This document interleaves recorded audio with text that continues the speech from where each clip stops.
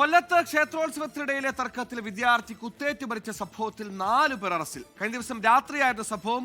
മുഖത്തല ചെമ്പകശ്ശേരി ക്ഷേത്രത്തിലെ കെട്ടുകാഴ്ചക്കിടെയായിരുന്നു സംഭവം.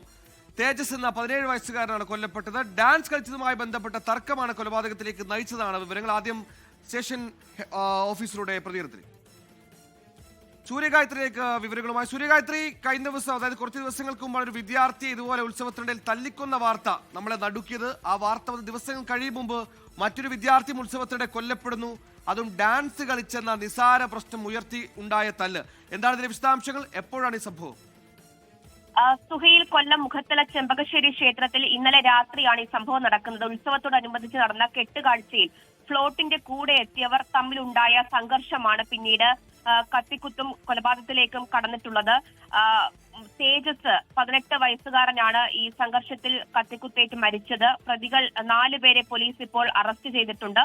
അത് ആദിത്യൻ, അതുപോലെ തന്നെ ബിനു, പ്രജിത്ത്, അഖിൽ രാജ് തുടങ്ങിയ 4 പേരെയാണ് പോലീസ് പിടികൂടിയിരിക്കുന്നത്.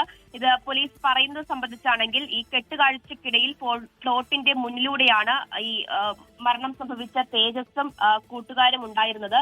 അതിൽ പിന്നീട് വന്ന കുറച്ചുപേർ, ഈ 4 പേർ ഉൾപ്പെടുന്ന സംഘം എത്തുകയും ഇവരെ ചോദ്യം ചെയ്യുകയും ഉൾപ്പെടെ ചെയ്യുന്നുണ്ട്. അതിനിടയ്ക്ക് ഇവരെ പിടിച്ചു മാറ്റാനൊക്കെ പലപ്പോഴും പലരും ശ്രമിച്ചു. പക്ഷേ ഉണ്ടായ സംഘർഷം അത് അതിക്രമത്തിലേക്ക് കടക്കുകയും തേജസ്സിനെ കത്തി ഉപയോഗിച്ച് കുത്തുകയുമാണ് ചെയ്തിട്ടുണ്ടായിരുന്നത്. തേജസ്സിനെ ഉടൻ തന്നെ ആശുപത്രിയിലേക്ക് എത്തിച്ചെങ്കിലും ജീവൻ രക്ഷിക്കാനായില്ല. തുടർന്ന് പ്രതികളെ ഇന്നാണ് പോലീസ് പിടികൂടിയിരിക്കുന്നത്. ഇതിൽ കൃത്യത്തിൽ നേരിട്ട് പങ്കെടുത്ത 3 പേരുൾപ്പെടെ 4 പേരെയാണ് പോലീസ് ഇപ്പോൾ അറസ്റ്റ് ചെയ്തിരിക്കുന്നത്.